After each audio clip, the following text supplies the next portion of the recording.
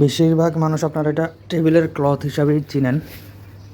Transparent এটা আসলে আপনার টেবিলে যে আপনার যেসব ক্লথ আসলে ভিজা যাওয়ার সম্ভাবনা থাকে বা কাঠ নষ্ট হওয়ার সম্ভাবনা থাকে ওইটার উপরে এটা বসানো হয় ট্রান্সপারেন্ট এটা।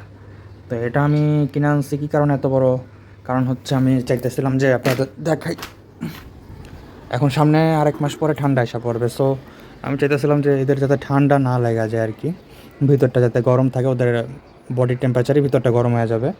তো এটা পিছন এই সাইডে আমি এটাই রাখবো, এই কালারের তারপরেই রাখবো, কিন্তু পিছন দিয়ে এই পর্যন্ত দিব হচ্ছে আপনার ট্রান্সপারেন্ট, আর সামনে দিয়েও দেবো ট্রান্সপারেন্ট, এই কারণে যে আবার ফুটা করে দেবো যাতে দম নিতে পারে আর কি, যাতে ভিতরটা গরম থাকে মোটামুটি। গুগো থাকবে এটার ভিতরে, যে মাঝখানে গুগো আছে, নিচে আছে, ঠিক আছে। তারপর মনে করেন যে আমার লাভ বার্ড আনার চিন্তা ভাবনা আসছিলো, কিন্তু এখন আমি জানি না কবে আনবো বা আনতে পারবো কিনা এই মুহূর্তে, বা এখন আনার ঠিক হবে কিনা।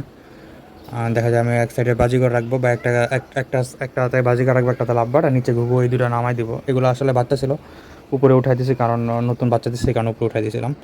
বা যদি লাভ বার্ড আনি মাঝখানে একটা হয়তো খালি করে ফেলতে পারি, ওখানে লাভ বার্ড রাখবো আর কি।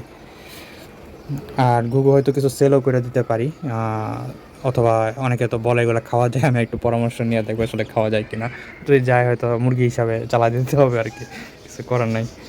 তো এই আর কি, তো ট্রান্সপারেন্ট ক্লথ দিয়ে আর কি পিছনের সাইডে এবং সামনের সাইডে দিব, কারণ যাতে সকাল হইলে বা বিকালে বা সন্ধ্যায় যাতে ঠিকমতো খাওয়া দাওয়া করতে পারে, আবার ঠান্ডা টান্ডা যাতে না লাগে আর কি, কারণ সত্য প্রভাব পড়লে তো এটা খুলে রাখা সম্ভব না। আর এই তারপল দিয়ে যদি ঢাকি তাহলে তো মনে করেন ওরা বাইরে কী হইতেছে কিছু, মানে আলোটা যাবে না, ওরা ভিতরে কী খাওয়া দাওয়াতে সমস্যা হবে, ওরা মনে করবে যে কী ব্যাপার রাত শেষ হইতেছে না কেন, ওদের অবস্থা এরকম আর কি। তো এটা আর কি, তো আসি, আল্লাহ হাফেজ, সবাই ভালো থাকবেন।